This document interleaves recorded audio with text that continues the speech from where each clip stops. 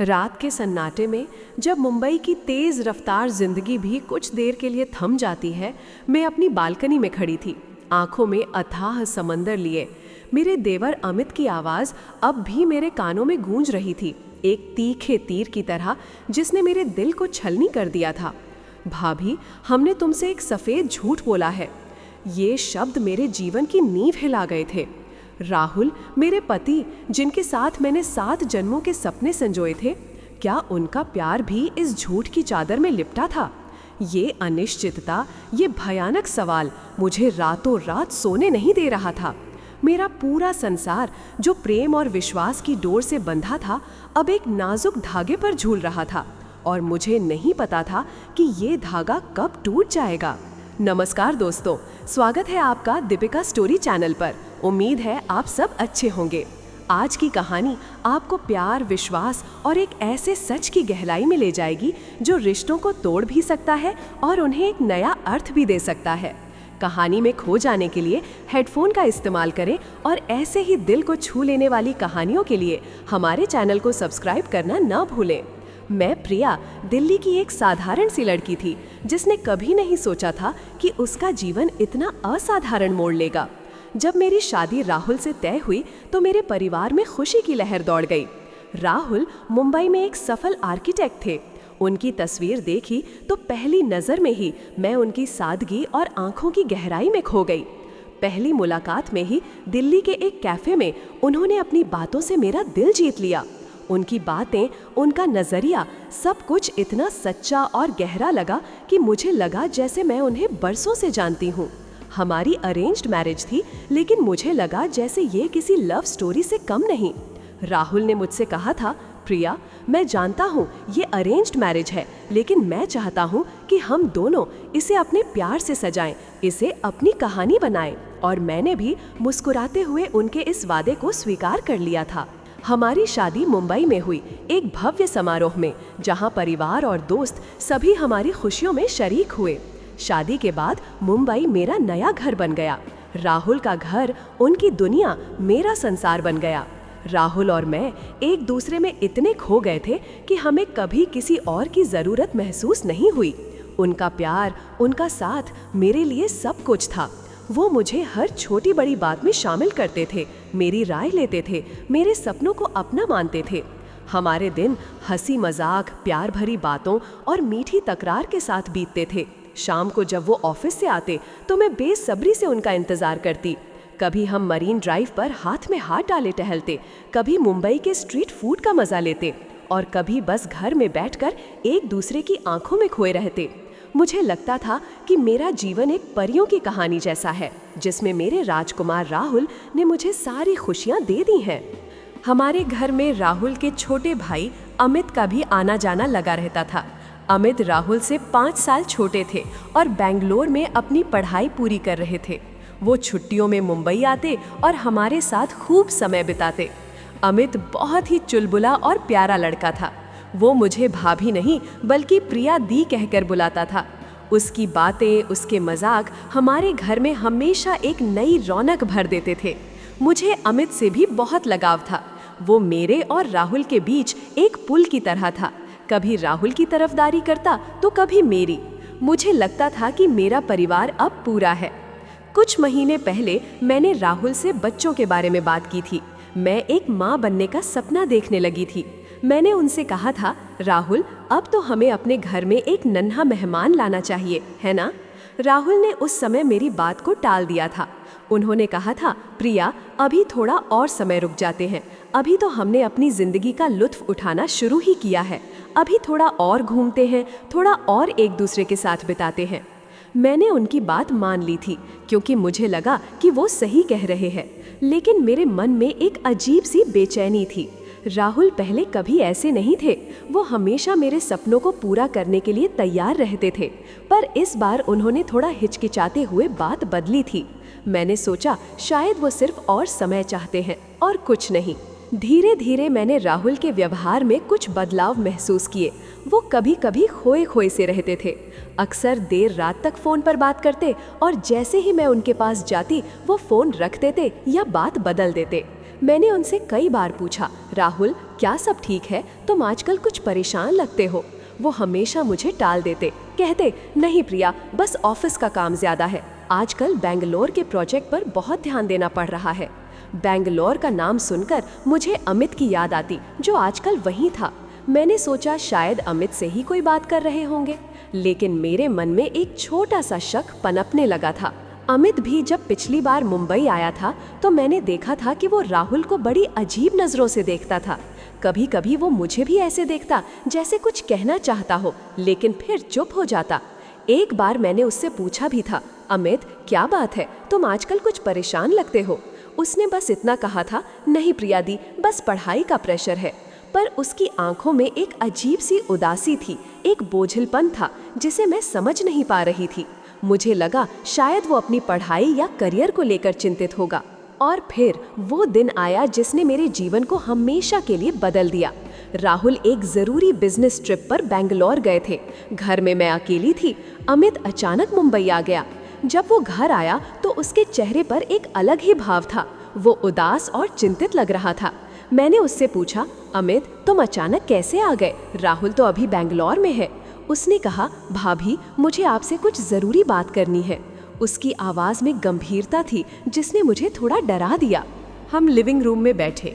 अमित ने मुझे एक गिलास पानी दिया और खुद सोफे पर बैठ गया। उसने गहरी सांस ली और फिर अचानक उसने कहा, भाभी मुझे माफ कर दीजिएगा, मैं अब और ये झूठ नहीं रख सकता। मेरे दिल की धड़कनें तेज हो गईं। झूठ? कैसा झूठ अमित? मैंने पूछा। उसकी आंखों में आंसू थे। उसने कहा, हमने आपसे एक सफेद झूठ बोला है, राहुल ने और हम सब ने। उसके शब्द मेरे कानों में गूंज रहे थे। एक सफेद झूठ? क्या हो सकता था वो? मेरे दिमाग में हजार सवाल घूमने लगे। क्या राहुल मुझसे प्यार नहीं करते? क्या उनकी जिंदगी में कोई और है? क्या हमारी शादी किसी मजबूरी में हुई थी? मेरा गला सूख गया। अमित साफ साफ बताओ क्या बात है, तुम मुझे और डराओ मत, मैंने लगभग चिल्लाते हुए कहा। अमित ने अपनी आंखें पोंछी और उसने जो बताया उसे सुनकर मेरी दुनिया ही हिल गई। भाभी, राहुल को बच्चा नहीं हो सकता। मेरे पैरों तले जमीन खिसक गई। मेरे हाथ पैर ठंडे पड़ गए। मेरा माँ बनने का सपना, मेरे और राहुल का भविष्य, सब कुछ एक पल में बिखर गया। ये तुम क्या कह रहे हो अमित? मेरी आवाज कांप रही थी।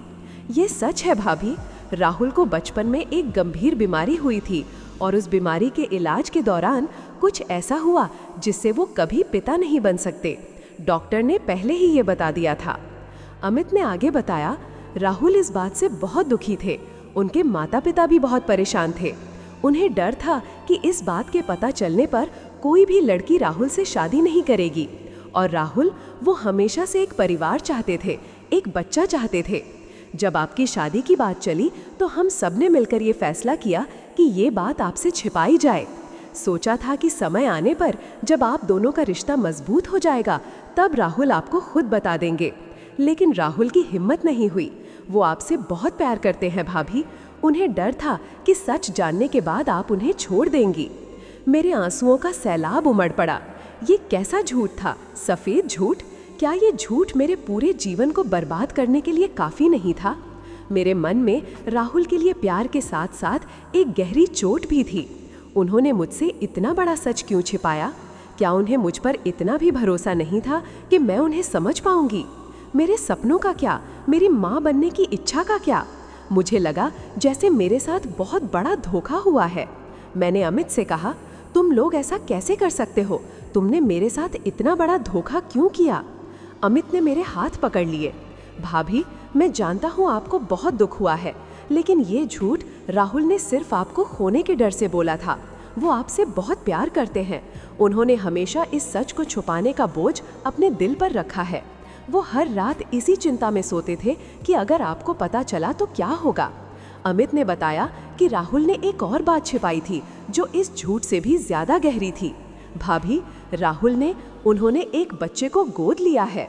ये सुनकर मैं अवाक रह गई। बच्चा? गोद लिया हुआ? कब? कहाँ? ये सब क्या था? मेरा दिमाग चक्कर गया। मेरे सामने एक के बाद एक सच सामने आ रहे थे जो मेरे रिश्तों की बुनियाद को हिला रहे थे।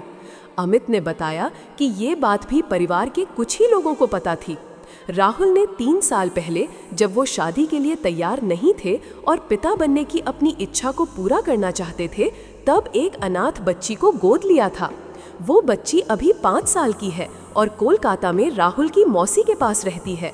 राहुल हर महीने उससे मिलने जाते हैं और उसकी सारी जिम्मेदारी उठाते हैं। अमित ने कहा, राहुल ने सोचा था कि जब वो आपसे शादी करेंगे और आप दोनों का प्यार गहरा हो जाएगा, तब वो आपको इस बच्ची के बारे में बताएंगे। वो चाहते थे कि आप उसे अपनी बेटी के रूप में स्वीकार करें। मेरे आंसू अब गुस्से में बदल गए थे। ये झूठ नहीं, ये तो पूरा छल था। मेरे सपनों, मेरी भावनाओं के साथ खिलवाड़ था। मैंने अमित से कहा, मुझे राहुल से बात करनी है, अभी। अमित ने मुझे शांत करने की कोशिश की, लेकिन मैं बेकाबू हो चुकी थी। मैं जानती थी कि राहुल बैंगलोर में थे और मैं उनसे सीधे फोन पर बात नहीं कर सकती थी, लेकिन मेरे अंदर का ज्वालामुखी फट चुका था। अगले 2 दिन मेरी जिंदगी के सबसे मुश्किल दिन थे। मैं न ठीक से सो पाई, न खा पाई। राहुल के फोन आते रहे, लेकिन मैंने एक बार भी उनका फोन नहीं उठाया। मैं उनसे क्या कहती, कैसे बात करती? मेरे मन में हजारों सवाल थे, हजारों शिकायतें थीं। मेरा दिल दर्द से फट रहा था। मुझे लगा जैसे मेरे साथ बहुत बड़ा विश्वासघात हुआ है। मेरे पति, मेरा प्यार, मेरी जिंदगी सब एक बड़े झूठ पर आधारित थे। जब राहुल वापस आए तो उनके चेहरे पर चिंता की लकीरें साफ दिख रही थीं। उन्होंने मुझे देखते ही कहा, प्रिया, क्या हुआ है? तो मेरा फोन क्यों नहीं उठा रही थी? सब ठीक तो है? मैं उनकी आंखों में देख रही थी और मुझे लगा जैसे मैं उन्हें जानती ही नहीं। सब ठीक है? मैंने पूछा। मेरी आवाज में कड़वाहट थी। तुम्हें लगता है कि सब ठीक है राहुल? राहुल हैरान थे। क्या बात है प्रिया, तुम ऐसे क्यों बोल रही हो? मैंने गहरी सांस ली और फिर मैंने उनसे सीधे पूछा, क्या तुम्हें बच्चा नहीं हो सकता राहुल? उनके चेहरे का रंग उड़ गया, उनकी आंखें बड़ी हो गईं। वो चुपचाप मुझे देखते रहे। उनकी चुप्पी ने मेरे दिल में उठ रहे हर शक को सच साबित कर दिया। और क्या तुमने एक बच्ची को गोद लिया है? मैंने पूछा। मेरी आवाज अब कांप रही थी, लेकिन मैंने खुद को मजबूत बनाए रखा। राहुल सोफे पर बैठ गए, अपना सिर हाथों में दबा लिया। उनके कंधे हिल रहे थे, वो रो रहे थे। उन्होंने धीमी आवाज में कहा, प्रिया, मुझे माफ कर दो। मैं तुम्हें सब बताना चाहता था, लेकिन मेरी हिम्मत नहीं हुई। मुझे डर था कि तुम मुझे छोड़ दोगी। डर था? मैंने चीखते हुए कहा। तुम्हें मुझसे झूठ बोलने में डर नहीं लगा? तुमने मेरे सपनों को, मेरे विश्वास को इतनी आसानी से तोड़ दिया। तुम्हें क्या लगा राहुल कि मैं कभी सच नहीं जान पाऊंगी, कि मैं तुम्हारी इस धोखाधड़ी को कभी माफ कर दूंगी? राहुल ने अपना सिर उठाया, उनकी आंखों में आंसू थे। प्रिया, मैंने तुम्हें कभी धोखा नहीं दिया। मैंने तुमसे बेपनाह प्यार किया है। ये सब मैंने सिर्फ तुम्हें खोने के डर से किया। मैं तुम्हें अपनी जिंदगी में चाहता था। मुझे पता था कि तुम एक माँ बनने का सपना देखती हो और मैं तुम्हें वो खुशी नहीं दे सकता। मेरे माता पिता ने भी यही सलाह दी थी कि सच अभी मत बताओ। उन्होंने कहा था कि जब तुम दोनों का रिश्ता मजबूत हो जाएगा, तब तुम ये बात प्रिया को बता देना। और रिया मेरी बेटी है प्रिया, मैं उसे कैसे छोड़ देता? वो अनाथ थी। मैंने सोचा था कि जब सही समय आएगा मैं तुम्हें सब बताऊंगा और हम तीनों एक परिवार बनेंगे। सही समय? मैंने कड़वाहट से कहा। और वो सही समय कब आता राहुल? जब मैं अपनी पूरी जिंदगी एक झूठ के साथ जी लेती, जब मेरे सारे सपने एक धोखे की बुनियाद पर टिके होते। मैं उठकर कमरे से बाहर जाने लगी। मुझे लगा कि मैं अब और उनसे बात नहीं कर सकती। मेरा दिल टूट चुका था। राहुल ने मेरा हाथ पकड़ लिया। प्रिया, प्लीज मुझे छोड़कर मत जाओ। मैं जानता हूँ मैंने गलती की है, बहुत बड़ी गलती, लेकिन मेरा प्यार सच्चा है प्रिया। मेरा इरादा कभी तुम्हें दुख पहुँचाने का नहीं था। मैंने हर रात इस बोझ के साथ बिताई है। मुझे हर पल ये डर सताता था कि सच पता चलने पर तुम मुझे छोड़ दोगी। मैंने तुमसे सिर्फ प्यार किया है प्रिया। मुझे याद आया राहुल के साथ बिताए वो सारे पल, उनकी बातें, उनका प्यार। क्या वो सब झूठ था? नहीं, मेरा दिल ये मानने को तैयार नहीं था। उनकी आंखों में मुझे सच्चा पछतावा दिख रहा था, लेकिन मेरा दर्द इतना गहरा था कि मैं उसे माफ नहीं कर पा रही थी। मैं कमरे में चली गई और दरवाजा बंद कर लिया। अगले कुछ दिन हमारे लिए एक परीक्षा के समान थे। हम दोनों एक ही घर में थे, लेकिन मीलों दूर थे। राहुल हर तरह से मुझे मनाने की कोशिश कर रहे थे, लेकिन मैं उन्हें माफ नहीं कर पा रही थी। अमित भी वापस आ गया था और वो हम दोनों के बीच मध्यस्थता की कोशिश कर रहा था। उसने मुझे कई बार समझाया, प्रिया दी, राहुल भैया ने जो भी किया वो सिर्फ डर के मारे किया। उनके दिल में आपके लिए बेइंतहा प्यार है और रिया वो बहुत प्यारी बच्ची है प्रिया दी, उसे भी एक माँ की ज़रूरत है। अमित की बातें मेरे दिल पर असर कर रही थीं। मैं राहुल के प्यार को भी नहीं झुठला सकती थी। मैंने उनके साथ जो जीवन बिताया था वो मेरे लिए बहुत सच्चा था, लेकिन ये झूठ, ये मुझे अंदर ही अंदर खा रहा था। एक रात जब मैं बालकनी में बैठी थी, राहुल मेरे पास आए। वो चुपचाप मेरे बगल में बैठ गए। प्रिया, उन्होंने कहा। उनकी आवाज़ में दर्द था। मैं जानता हूँ मैंने तुम्हें बहुत दुख दिया है, मैं तुमसे माफ़ी के लायक नहीं हूँ, लेकिन मैं तुमसे एक बार फिर से भीख मांगता हूँ, मुझे माफ़ कर दो। मैं अपनी बाकी की ज़िंदगी तुम्हें ये साबित करने में लगाना चाहता हूँ कि मेरा प्यार सच्चा है। उस रात मैंने उनसे पहली बार उस बच्ची के बारे में पूछा, रिया वो कैसी है? राहुल की आंखों में एक चमक आ गई। उन्होंने अपने फ़ोन से रिया की तस्वीरें दिखाईं। एक प्यारी सी बच्ची, बड़ी बड़ी आंखों वाली, जो मुस्कुरा रही थी। उसकी हंसी मासूम थी, दुनिया से बेखबर। उसे देखकर मेरे दिल में एक अजीब सी भावना उमड़ी। एक तरफ गुस्सा था तो दूसरी तरफ उस मासूम बच्ची के लिए प्यार। राहुल ने बताया कि रिया को कोलकाता में उनकी मौसी ने पाला था। वो एक बहुत ही खुशमिजाज और समझदार बच्ची थी। राहुल हर महीने उससे मिलने जाते थे और उसे कभी महसूस नहीं होने दिया कि वो अनाथ है। उन्होंने रिया को अपने जीवन का हिस्सा बनाया था, अपनी अधूरी इच्छा को पूरा करने के लिए। कई दिनों तक मैं सोचती रही। मैंने अपने दिल को टटोला, क्या मेरा प्यार राहुल के इस झूठ से ज़्यादा मजबूत नहीं था? क्या मैं इतनी स्वार्थी थी कि सिर्फ अपने सपनों को देखती और उस मासूम बच्ची के बारे में नहीं सोचती? अमित ने भी मुझे बहुत समझाया। उसने कहा कि राहुल के दिल में मेरे लिए बहुत प्यार है और रिया के लिए भी। उसने कहा कि राहुल हमेशा से एक परिवार चाहते थे और उन्होंने रिया को गोद लेकर अपनी इस इच्छा को पूरा किया था, जब उन्हें लगा कि वो कभी शादी नहीं कर पाएंगे। एक दिन मैंने फैसला किया। मैंने राहुल से कहा, मैं रिया से मिलना चाहती हूँ। राहुल की आंखों में उम्मीद की एक किरण जगी। उन्होंने मुझे कसकर गले लगा लिया। शुक्रिया प्रिया, शुक्रिया। अगले ही दिन हम तीनों, मैं, राहुल और अमित, कोलकाता के लिए रवाना हो गए। मेरे दिल में एक अजीब सी घबराहट थी। मैं उस बच्ची से मिलने जा रही थी जो मेरे पति की बेटी थी, लेकिन जिसके बारे में मुझे कभी पता नहीं था। क्या मैं उसे स्वीकार कर पाऊंगी? क्या मैं उसे अपना पाऊंगी? कोलकाता पहुंचकर हम सीधे राहुल की मौसी के घर गए। मौसी ने हमारा गर्मजोशी से स्वागत किया और फिर मैंने रिया को देखा। वो लिविंग रूम में अपनी गुड़िया के साथ खेल रही थी। छोटे छोटे बाल, बड़ी बड़ी आंखें और एक मासूम सी मुस्कान। जैसे ही उसने राहुल को देखा, वो दौड़कर उनके पास आ गई। पापा, उसने चिल्लाया और राहुल के गले लग गई। राहुल ने उसे गोद में उठा लिया और उनकी आंखों में खुशी के आंसू थे। राहुल ने रिया को मुझसे मिलवाया। रिया, ये तुम्हारी नई माँ है। प्रिया। रिया ने मुझे देखा अपनी बड़ी बड़ी आंखों से। उसकी मासूमियत ने मेरे दिल को छू लिया। मैंने उसे अपनी बाहों में उठाया। वो मेरे गाल पर एक छोटा सा चुंबन दे गई। उस एक पल में मेरे अंदर का सारा गुस्सा, सारा दर्द, सारी शिकायतें पिघल गईं। उस बच्ची की मासूमियत ने मेरे दिल को छू लिया। मुझे लगा जैसे मैं उसे बरसों से जानती हूँ। मुझे महसूस हुआ कि मातृत्व सिर्फ जन्म देने में नहीं, बल्कि प्यार और देखभाल में होता है। मैंने राहुल की तरफ देखा। उनकी आंखों में आभार था, प्यार था और एक उम्मीद थी। मैंने महसूस किया कि राहुल ने मुझसे झूठ बोला था, लेकिन उनका इरादा बुरा नहीं था। वो सिर्फ मुझे खोने से डरते थे। और रिया एक मासूम सी जान थी जिसे प्यार और परिवार की जरूरत थी।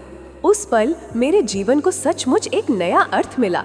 मैं अब सिर्फ राहुल की पत्नी नहीं थी, बल्कि रिया की माँ भी थी।